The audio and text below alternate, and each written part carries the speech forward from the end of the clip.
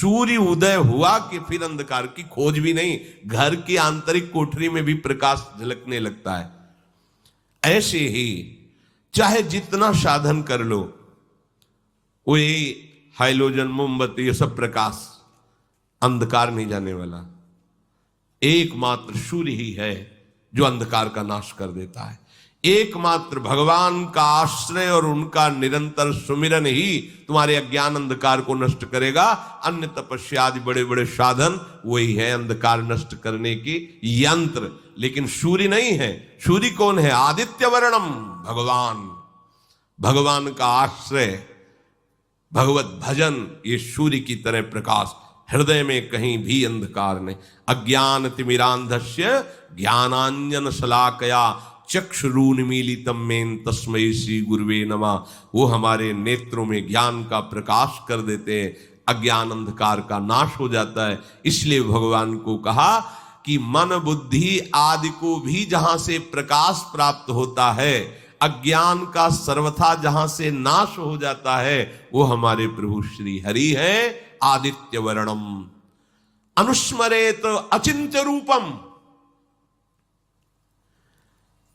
बहुत समझने का विषय है। हमारे प्रभु का रूप कैसा? आप भाव करें तैसा। अचिंत्य रूपम, उनका क्या स्वरूप है, आप जैसा भाव करें। देखो, गोस्वामी जी इसी को सरल भाषा में कहते हैं, जाकी रही भावना जैसी, प्रभु मूर्ति देखी तीनु तैसी। प्रभु कैसे? बोले जैसी आपकी भावना वैसे ही आपको भगवत दर्शन होगा। वैसे तो अचिंत स्वरूपम, तुम्हारे चिंतन में आने वाला तत्व नहीं है श्री हरि। जैसी भावना आपकी,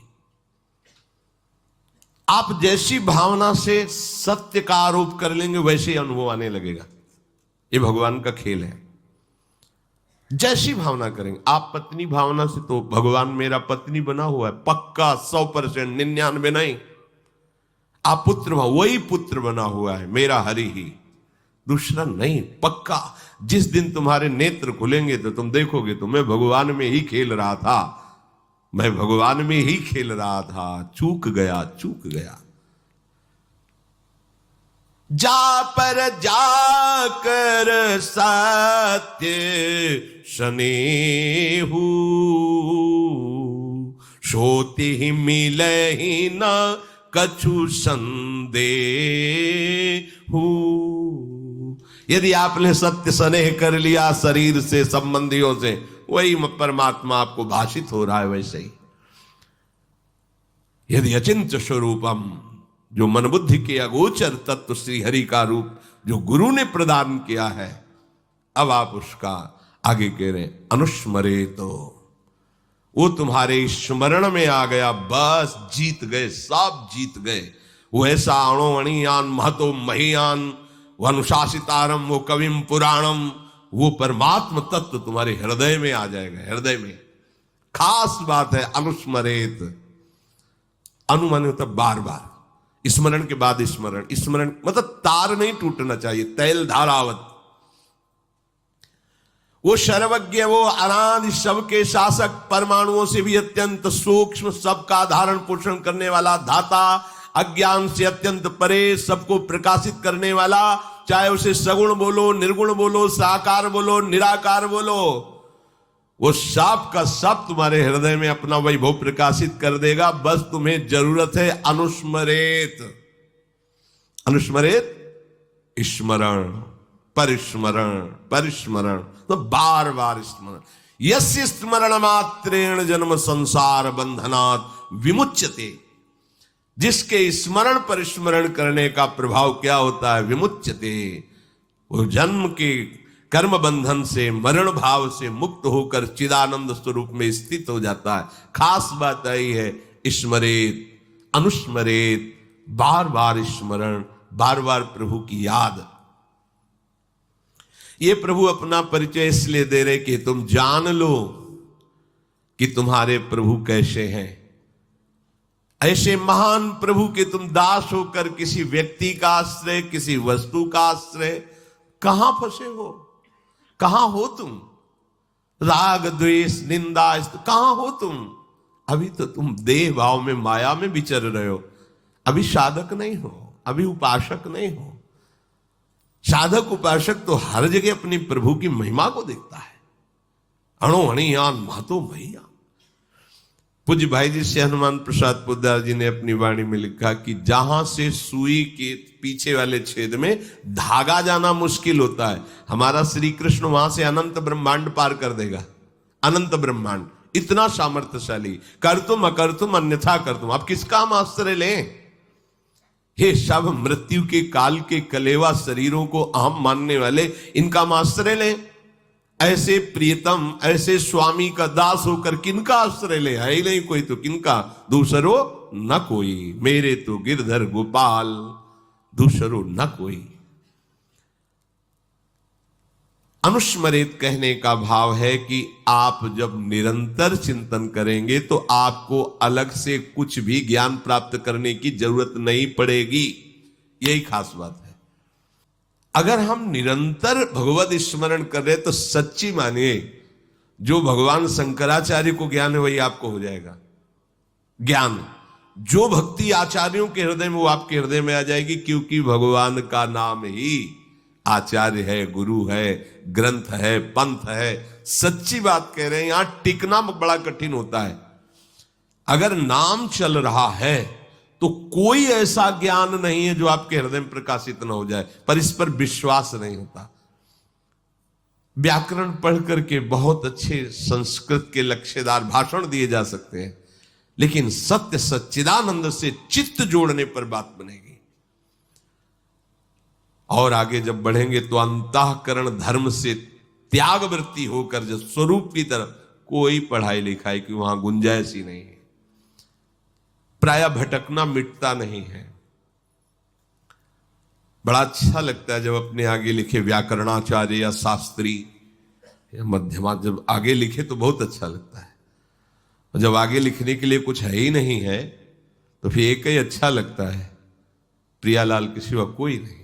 और ये बात समझ में आ गई तो सब आचार्यों का, सब महापुरुषों का मत आपको प्राप्त हो गया है। ये बात समझना कठिन होता है। जिन्होंने कभी स्कूल नहीं देखा, पढ़ने नहीं गए, ओ राम राम राम राम या एक ओम द्वि ओम तीन ओम ब्रह्म बोध संपन्न, उनकी वाणी और वेदांत के सूत्र मिला लो जाके, उनकी बोली हुई बात वेदांत में होगी, शास्त्रों में होगी, ढूंढ लो। क्यों? वो निरंतर नाम में रत है। बहुत ज्ञान, बहुत विद्या और संसार के ही भोगों में रति। क्या विद्या? विद्या पढ़ी कर तो फिरो औरन को अपमान, नारायण या विद्या नहीं, सब विद्या धूर समान, किस काम में आई? अनुस्मरित, एक भी क्षण व्यर्थ मत करो, सबका सार है भगवद स्मरण। श्यामा श्याम के चिंतन में डूबे हुए हैं। नाम चिंतन, मंत्र चिंतन, वाणी गायन, अंदर ही वाणी गायन चल शांत। तो बोले फिर क्या होगा, इसका परिणाम क्या होगा? तो प्रयाण काले मनुषा चले न भक्त्या युक्तो योग बले न चैव भ्रुवोर्मध्ये प्राणमावेश्य सम्यक सतम परम पुरुषमुपैति दिव्यम।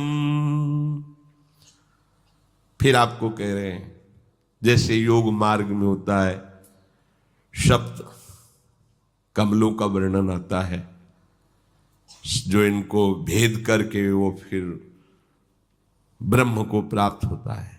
कुंडलनी जागरण, कई तरह की यौगिक चमत्कारमयी वृत्तियां वर्णन योग ग्रंथों में आता है।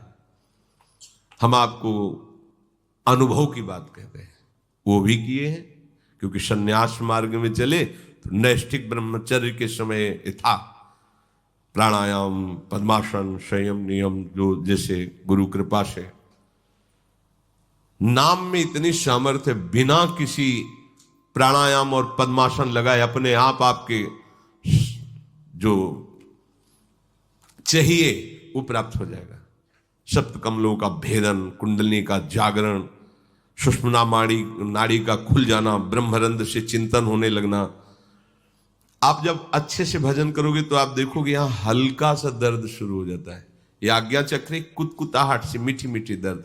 जब आप अच्छे साधक होगे तो, अगर आपका ब्रह्मचर्य ठीक नहीं तो ये सब कहानी है, ये फिर केवल कथा सुन लो। अगर आप ब्रह्मचारी हैं, संयमी हैं और आप नाम जापक है तो आप देखना हल्का सा यहां आज्ञा चक्र में एक मीठा मीठा दर्द। वो ऐसा नहीं कि दुखद हो, पर वो एक ऐसा है, यहां एक वो शब्द है, जब यहां शुरू होगा तो आपकी दृष्टि जो है वो एकाग्र होने लगेगी। नासाग्र, बिना नासाग्र किए वैसा भार पड़ता है आनंद का कि वो नेत्र अपने आप ऐसे अर्धनिमीलित नेत्र होने लगते हैं। और फिर मंत्र यही ऐसे जैसे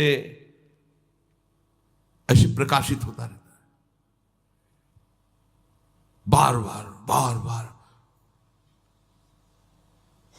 उसके आनंद का वाणी की सामर्थ्य नहीं, कोई यौगिक क्रिया नहीं, कोई पद्मासन नहीं, पैर फैला बैठे, सोफा में बैठे, कैसे नाम चल रहा ना, इतनी हीट पैदा हो रही, ऊर्जा शक्ति आध्यात्मिक, आज्ञा चक्र खुल रहा है अपने आप।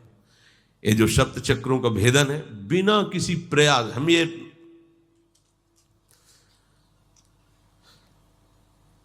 पूरे शरीर में कंप शुरू हो जाएगा। अगर आपको एकाग्रता पूर्वक नाम जप करें तो संभाल नहीं पाएंगे, मतलब एक एक नस नाड़ी कांपने लगे, जागृत हो रही कुंडली। नाटक करने की जरूरत नहीं, इसमें नाटक नहीं होता। जैसे आए थे कि भाई कुंडली जागृत हो, जैसे किसी को भूतावेश नहीं होता हो, ऐसे ये बहुत गंभीर मुद्रा होती, और संभाल रहा है बस शांत एकदम भगवदाकार जागृत हो रही। कुंडलनी जागृत करने में यौगिक क्रिया में धोखा हो सकता है। अगर कुंडलनी का मुंह जरा सा नीचे हो गया, मान व्यभिचारी हो जाएगा, भ्रष्ट हो जाएगा। नाम जप की अगर वाला शब्द नहीं है, सीधे जागृत होती है। कौन सी सिद्धि है, कौन सा ऐसा परम लाभ जो नाम जप से नहीं प्राप्त? अच्छा, कुंडलनी जागरण का फल क्या होगा? भगवत प्राप्ति। अगर ना हो तो किस काम का रहेगा? नाम सीधे फल की प्राप्ति कराता है। इसमें जो वर्णन इसलिए इसका किया कि ये अलग से तुम्हें नहीं करना कि आसन में बैठकर नासाग्र दृष्टि करके भ्रू मध्य का, ये अपने आप होता है, अपने आप होता है। कई बार ऐसे ऐसे करके दबाने का होता है कि यहां दबाओ ऐसे। बहुत समय तक हमने गुरुदेव भगवान के पास सर दर्द की बाम देखी है, ऐसे शाम के ऐसे ऐसे चिंतन से नस, इतना मजबूत थोड़ी नस नाड़ियां, निरंतर चिंतन के प्रभाव से 1 बजे रात्रि की जगह देखा गुरुदेव भगवान ऐसे बैठे। कब सोते हैं, कब यमुना जी से हमारे तो सुबह देखा थोड़ा लेटे हैं, कभी प्राणायाम ये सब, कहीं वहां प्रश्न ही नहीं, हर समय सब जागृत हो जाएगा। सब जब आग लगेगी तो कुछ नहीं बचेगा, सब भस्म हो जाएगा। ये नामाग्नि जो ही प्रकट होगी, सब काम क्रोध सब भस्म, सब यंत्र खुल जाएंगे, सब सिद्धियां आ जाएंगी। विश्वास करो, अलग अलग से एक एक ठीक करने की जरूरत नहीं, सब जागृत हो जाएंगे। भक्ति युक्त उपासक अंत समय में अचल मन से और योग बल के द्वारा भ्रकुटी के मध्य में प्राणों को अच्छी तरह से प्रविष्ट करके शरीर छोड़ता है तो उससे परम दिव्य पुरुष की ही प्राप्ति होती है। योग बलेन, योग से अगर आपको लगता हो कि अष्टांग योग का भगवान इशारा कर रहे हैं, मान लीजिए आप, लेकिन हमारा इशारा अलग जा रहा है भगवान के ही वचन से। योग भगवान कराते हैं, अष्टांग योग में हम करते हैं, आसन प्राणायाम प्रत्याहार ध्यान धारणा समाधि, और भक्त का योग भगवान कराते हैं। तेषाम सतत युक्तानाम भजताम प्रीति पूर्वकम ददामि बुद्धि योगम तम, ददामि मैं देता हूं उसे, योग बल मैं प्रदान कर, महायोगी श्री कृष्ण है। बुद्धि योगम तम ये नमाम उपयांति, मैं उसे योग, ये है निर्भय योग। सच्ची अगर कभी योग के मार्ग में कदम रखें अष्टांग योग में, तो पहला सूत्र याद कर लीजिए, अगर ब्रह्मचर्य नहीं तो आग से खेलना होगा। पद्मासनों में बैठा प्राणायाम करना और कहीं कुंडलनी आज जागृत की वृत्ति और ब्रह्मचर्य क्षीण, तो आगे चलकर ऐसे भयानक रोगों से ग्रसित हो जाओगे जो आपका जीवन जीना मुश्किल हो जाएगा। ये हम बड़े बड़े योगियों से गंगा किनारे मिले, बहुत ऐसे काहे को झंझट में फंसे। अरे राधा राधा राधा राधा राधा राधा, भाव कुभाव अनख आलसहु, नाम जपत मंगल दिसि दसहु। पर वो अहम को इसमें पुष्टता नहीं मिलती ना, उसमें मिलती है 4 घंटे पद्मासन में बैठता हूं, ये मैंने ये जागृत किया, मैंने वो जागृत किया, तो है सब देह है के अंदर ना, स्वरूपगत थोड़ी बोल रहे हो, तो अहम धर्म से ही तो है ना, अभी बात नहीं बनी। असम प्रज्ञात विचक्षणा समाधि में पहुंचा हुआ ही ये सब त्याग कर, और ये समाधि प्रेम समाधि के आगे लघु है, और प्रेम समाधि के लिए पद्मासन की जरूरत नहीं है, राधा राधा की जरूरत है। राधा राधा राधा। उद्धव समस्त योगों की ज्ञाता है, पर प्रेम योग का ज्ञान नहीं है। जब गोपी जनों से मिलते हैं तो कहते हैं तुम हमें योग सिखाने आए हो, भी तुम कुछ नहीं समझते कि योग किसको कहते हैं।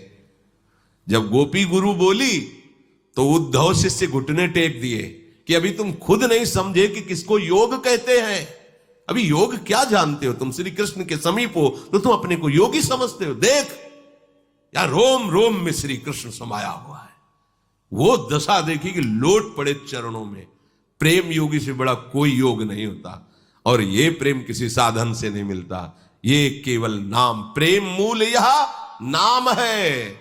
प्रेम का मूल क्या है? नाम है। प्रेमी रसिक जपत यह नाम, प्रेम मगन निज बन विश्राम, श्री हरिवंश जहां राय। प्रेम प्रवाह परै मन सोई, तब क्यों लोक वेद शुद्धि होई, जब हरिवंश कृपा करी, अब व्रत संयम तब कौन कराए। प्रेम प्रवाह में बहता हुआ मन युगल सरकार की दिव्य लीलाओं में आप कौन है। प्रेम मूल यह नाम है। प्रयाण काले मन साचले, ये योग बल से अपने। और यहां लाडली जो आती हैं, लाडली जो, तुम प्रेम मार्ग के पथिक हो, बात पर विश्वास करना तभी समझ में आएगा, हम प्रमाण नहीं दे सकते इसका। अरे थोड़ी सी मन में परेशानी होती है तो लाडली जू को चैन नहीं मिल पाता, फिर अंतिम परेशानी में वो आप विराजमान रहे निकुंज में, लालजू को गलबैया दिए, सवाल नहीं उठ सकता। दासी वत्सला कर ही राधा, थोड़ा भी अपनापन में लाडली जू व्याकुल हो जाती है कि इसको मानसिक परेशानी जरा सी भी आती है,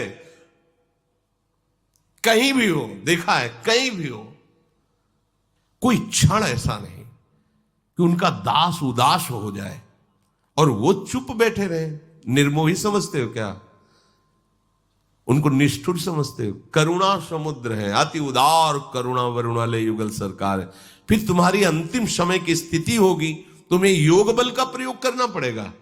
तुम्हारा योग बल लाडली जो है वो मुस्कुराती है, चल मेरी सखी बनकर मेरी सेवा में रहे, मुझे भ्रकुटी मध्य में चिंतन करने की जरूरत नहीं है, मुझे राधा राधा राधा राधा, गोरे चरणारविंद की ठसक और राधा राधा।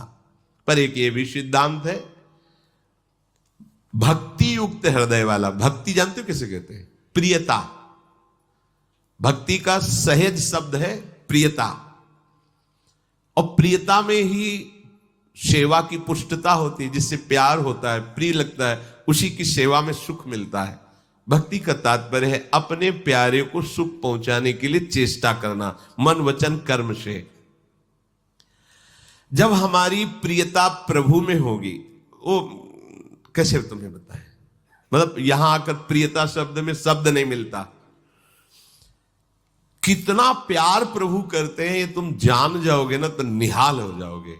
पर ये माया जानने नहीं देती, इसका काम है पर्दा करते रहना, पर्दे पे पर्दा डालता रहे, ऐसे डालते रहते कि अनुभव भी होता है, फिर भी पर्दा पड़ जाता है। लगता है प्रिया जो हम पर कृपा करती, तत्काल वो पर्दा डाल देती, नहीं कृपा होती तो ऐसा हो जाता।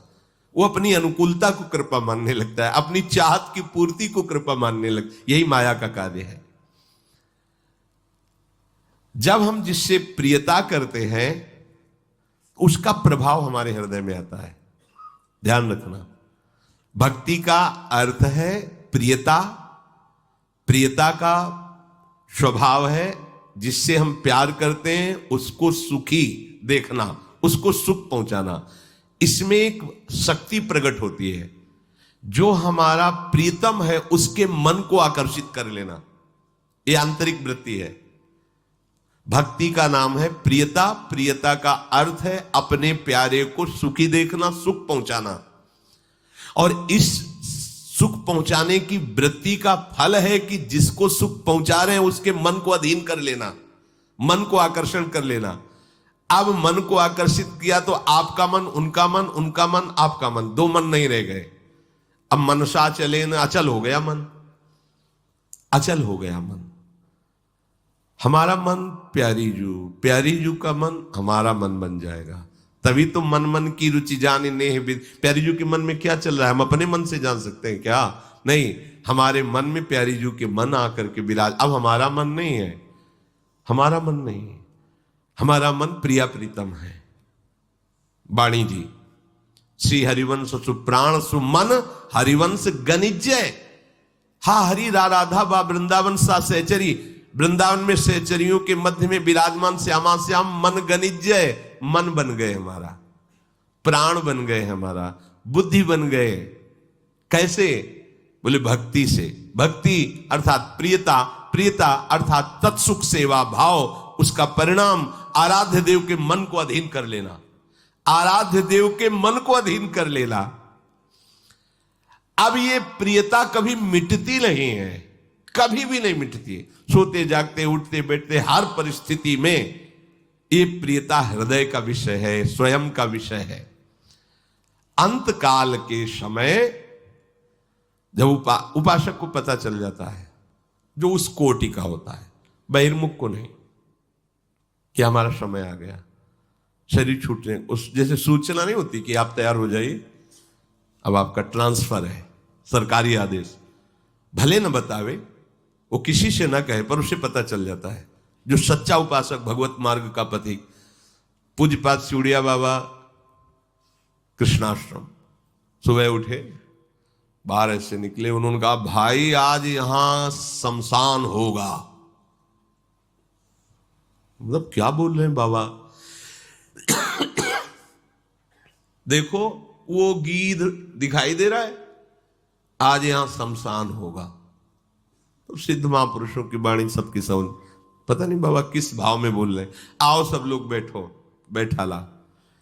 जिसका जन्म हुआ उसकी मृत्यु निश्चित है, इस श्लोक की व्याख्या। और आत्मा का न कभी जन्म हुआ है न उसकी कभी मृत्यु होती है। इसलिए आप सब निश्चिंत रहना, निर्भय रहना। क्या सूचना दे रहे हैं कि अब ये शरीर जाने वाला है, पर किसी को ऐसा लग ही नहीं रहा था कि मतलब बाबा अपने प्रति बोल रहे हैं। थोड़ी देर हुई, बुलाओ आनंद ब्रह्मचारी, सुनो वो प्रभुदत्त ब्रह्मचारी की भागवती कथा का सुनने का मन है, सुनाओ। सब लोग शांत भाव से सुनो कथा। लगाया पद्मासन, बैठ गए शांत। इतने में वो क्या नाम था, वो आया और कहा मुझे मोर पंख दीजिए। बाबा की शरण में रहता था, वहीं आश्रम में रहता था, और कह सकते हैं कि शिष्य ही था, तभी तो आश्रम में रह रहा था। बहुत बार उसकी शिकायत आई थी, तो जब कोई कहता बाबा इसको निकाल दो, तो बाबा कहते उसको क्यों निकाल दे, कमंडल उठाए हम ही जा रहे हैं। तो फिर रोक लेते, किसी की हिम्मत नहीं पड़ती। संतों के हृदय को तुम संसारिक दृष्टि से नहीं तौल सकते हो। मना किया है, तुम्हारी जो सेवा करो जाके। वो गया और गड़ासा लाया, जिससे चारा काटा जाता है ना, वो गड़ासा हाथ वाला, और कंबल ओढ़ करके आया। किसी की ऐसी संभावना ही नहीं थी। आके 6-6 इंच गड़ासा घुस गया खोपड़ी में, ऐसे बाबा का, ऐसे बड़े बलपूर्वक, ऐसे 4-5 बराबर लगातार। तो जैसे फव्वारे नहीं उठते, ऐसे खून के फव्वारे बाबा के, और जो गड़ासा लगा हुआ, ओ शांत। अब उनको पता था ना कि आज ट्रांसफर इस शरीर से हटना है। तो ऐसा नहीं कि इसी कोटि के महापुरुषों को होता है, ऐसा नहीं। अगर आपने चित्त जोड़ दिया तो आपको सूचना मिल जाएगी, अब आपके शरीर छोड़ने का समय, सावधान। भाई जी महाराज सबको बुलाए थे शरीर छोड़ने का, अब हम जा रहे हैं, लाखों हजारों लोग ऐसे इकट्ठे, सबसे की अगर जीवन में कोई गलती हुई हो तो आप सब क्षमा कर देना, अब हम प्रियाजू के पास जा रहे हैं, राधा सबके बीच में, ऐसे जैसे कोई विदाई होती ना, ऐसे। अंत काल के समय आपका भाव अपने आराध्य देव में अचल हो जाएगा यदि जीवन भर अभ्यास किया है भजन का। भजन कोई साधारण वस्तु है, कोई भजन करने वाले को नहीं बिगाड़ सकता। यहां प्रभु वर्णन करते हैं कि जिसने पहले प्राणायाम किया है वो प्राणों का संयमन कर। कई बार हमने कहा आपको प्राणायाम से प्राणों का संयमन करने की जरूरत नहीं, नाम में ध्यान दीजिए। देखो जब तक हमारे प्राण स्थूल होते तो नाम में मन नहीं लगता। तीनों का एक योग है, प्राण, मन और वीर्य, तीनों का एक योग है। आपका वीर्य ठीक नहीं तो मन चंचल रहेगा, प्राण स्थूल रहेंगे। आपका मन ठीक नहीं तो आपका वीर स्खलित होता रहेगा, प्राण स्थूल रहेंगे। आपके प्राण स्थूल रहेंगे तो आपका वीर स्खलित होगा, मन चंचल रहेगा। तीनों का एक है। अगर आपका प्राण संयमित, ब्रह्मचर्य ठीक, मन एकाग्र हो जाएगा, देर नहीं लगेगी। तीनों का एक संयोग है। जब उपासक नाम जप में प्रीति करता है तो लोभ जपता है नाम का। जैसे आराम से बैठे राधा राधा राधा राधा राधा राधा राधा राधा राधा राधा, हो रहा ना प्राणायाम, नाक फुसफुस करने की जरूरत थोड़ी, ऊपर चढ़ा के लेकर फिर राधा राधा राधा राधा राधा, इससे प्राण सूक्ष्म होते हैं।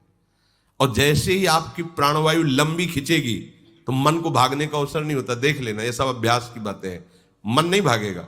मन कब भागता है? राधा राधा राधा, बहुत प्राण स्थूल हो गए, श्वास लेने का समय बहुत कम है, वैसे देखो लोग पास बैठते हैं आवाज आती है, ये स्थूल प्राणों का लक्षण होता है। ऐसे मैदा या आटा ऐसे लगा दो, एक भी नहीं उड़े, तब माना जाएगा कि आपकी प्राणवायु कंट्रोल में हो रही। ऐसे उसमें फर्क नहीं पड़ना चाहिए, वो हिलना नहीं चाहिए कण। इसका मतलब प्राणवायु आपकी सूक्ष्म हो रही, बिना प्राणायाम के भी हो जाएगी। सहज में हमने आपको प्राणायाम बताए हैं, पर करता कौन है? मनमानी करने के लिए सब तैयार है, लेकिन गुरुमानी कौन होता है? पक्की अनुभूति के हम प्राणायाम कह रहे हैं। खूब भजन में रुचि हो जाएगी अगर ऐसा करोगे। देखो राधा राधा राधा राधा राधा राधा कहते हुए अंदर राधा राधा जब रहे, श्वास ले रहे, कुछ नहीं पकड़ना, जितना भर पाए रोक लो एकदम। अब अंदर जपो राधा राधा राधा राधा राधा जितनी देर। अब प्राण व्याकुल हुए, छोड़ दो, राधा राधा राधा राधा। इसे आंतरिक कुंभक कहते हैं। बहुत भजन में सहायक है ये, बिल्कुल साइड इफेक्ट नहीं, कोई आपको इसमें प्रतिकूलता नहीं पड़ेगी। जैसे प्राणायाम में साइड इफेक्ट भी यदि आप सही गुरु के पास नहीं हो तो वो कहीं ना कहीं आप में रोग पैदा कर, इसमें कोई साइड इफेक्ट नहीं। ये अनुभव की बात, बड़े बड़े संतों की बात है। नाम जप करते हुए प्राणवायु भरी, आप स्वस्थ होंगे, आपका देखना शरीर चमकेगा। क्योंकि जब हमारे कितने ऐसे क्षेत्र हैं जिनमें व्यायाम ही नहीं हो पाता, उन यंत्रों को प्राणवायु के द्वारा आंतरिक सबको करना चाहिए। इसके लिए सब साधक सहज में नाम जप करते हुए ऐसे प्राणवायु रोक ली, व्याकुलता भी प्राणवायु निकाल दी, ये एक प्राणायाम। दूसरा निकाल दी, राधा राधा राधा राधा करते एकदम खाली कर दी और रोक दिया, भरा बिल्कुल नहीं। अब नाम जप करो, थोड़ी देर में एकदम प्राण व्याकुल हो, फिर नाम जप करते हुए लिया, फिर छोड़ दिया, फिर रोक दिया। इसे बाह्य कुंभक कहते हैं। ये दो प्रकार का कुंभक है, एक आंतरिक कुंभक, एक बाह्य कुंभक। और फिर शुरू करो, लंबी वायु श्वास वायु घसीटना, बिना रोके उसको छोड़ देना, फिर घसीटना। ये तीन ही आपको बहुत लाभदायक करेंगे, बहुत लाभ प्रदान करेंगे। यदि आपको कब्ज होती है तो ये अनुभव की हुई, प्रयोग की हुई दवा और कोई साइड इफेक्ट नहीं। आप छोटी हर 1 चम्मच और 1 चम्मच या 1.5 चम्मच इसबगोल की भूसी दोनों मिला लीजिए कटोरी में, और 250 ग्राम दूध बिना चीनी डाले, और उसमें उससे उसको ले लीजिए। फिर ऊपर कुछ खाइए पिए नहीं, और 10-5 दिन रोज लीजिए। ये ऐसा नहीं कि बार बार सोच कर, वो आपकी आंतों को ठीक करके मल, क्योंकि साधन मार्ग में कब्ज होना ये बहुत हानि का विषय हो, इससे ब्रह्मचर्य की भी हानि होती है, भजन में मन नहीं लगता, प्रमाद स्थिति रहती है। प्रभु कह रहे हैं प्राणायाम के द्वारा प्राणों को रोकने का जो अधिकार प्राप्त किया उसको कहते हैं योग बल, और यहां भजन बल से सब प्राणायाम ऐसा हो जाता है कि सुधि नहीं रहती प्राणों की भी, हम हैं ये भी सुधि नहीं रहती, केवल मंत्राकार वृत्ति चल रही, फिर जैसे कोई सो के उठाओ ऐसे चेतना जागृत होती है। अरे भजन करो, देखो खुद भजन की एक अपार सिद्धियां हैं। उस योग बल के द्वारा भ्रुवों के मध्य भाग में जो द्विदल चक्र है उसमें सुषुम्ना नाड़ी में प्राणों को अच्छी तरह प्रवेश करके चिंतन करते हुए जब शरीर छोड़ता है तो ब्रह्मरंध्र से प्राण निकलते हैं। यहां से हम कहते हैं राधा बोलो कहीं से निकले श्री जी के पास जाओगे, मानो विश्वास मानो, जरूरी नहीं कि यहां से फाड़ के निकले तो ही ब्रह्म प्राप्ति होगी। यहां ब्रह्म जिसके सामने घुटने टेकता है, उन महारानी जी की बात कहते हैं, राधा राधा राधा सीधे श्री जी के पास, और सीधे श्री जी की सखियां लेने आएंगी। ये सब नहीं करना पड़ेगा, वो तो योगी के लिए है, हम लोग योगी नहीं हैं, हम अपनी प्यारी जी के चरण दास्ता से, हमारी तो बस मेरी महारानी श्री राधा। इसी से ये भगवान श्री कृष्ण से बड़ा कोई योगी है? योगिंद्रों मुनिंद्रों के गुरु परम योगी राज श्री कृष्ण, वो जहां घुटने टेकते हैं उन गुरु के हम चेला है, श्री राधा जुग चरण निवास। हमें योग हमारा योग है महारानी जी, हमारा योग है राधा नाम, हमारा योग है लाडली जी की आरती करना, लाडली जी का श्रृंगार, लाडली जी का भोग। तो हमें लेने के लिए लाडली जी का परिकर आएगा, ऐसा विश्वास करोगे आएगा? मेरे को कहां लाडली जी का परिकर आएगा, यमराज का परिकर, तो यमराज का परिकर आएगा। आप जैसा काहे को तुम अपना परिचय अन्य जगह रख रहे हो, केवल लाडली जी। जैसे आप बैठे हो ऐसे परिचय होता है प्रभु का, जैसे नहीं तो आंख मुंदी ध्यान में परिचय, हमारे प्रभु ऐसे नहीं, जैसे आप बैठे हो ऐसे परिचय, निहाल हो जाओगे। बस चुपचाप एक भरोसा ले लो, एक आश्रय ले लो। बड़ा कठिन है ये, 10वां द्वार फोड़कर प्राण निकलना बड़े दुर्लभ योगियों को, और जो योगिंद्रों मुनिंद्रों के लिए भी दुर्लभ है, वो प्रभु जहां कृपा की याचना करते हो, वो मेरी लाडली जो है, मेरी प्रिया जो है, मेरी, ऐसा आता है आपको हृदय में कि मेरी प्यारी जो है? अगर आने लगा है तो बहुत बड़ी ऊंचाई पर आप चढ़ रहे हैं। हमारी प्रिया जो है ना, प्रिया जो वही हमारी प्रिया जो ना, राधा हमारी स्वामी जी की बात कर रहे हो ना, अगर ये आ गया है ना तो आप 10वें द्वार के ऊपर भी चढ़ गए हो।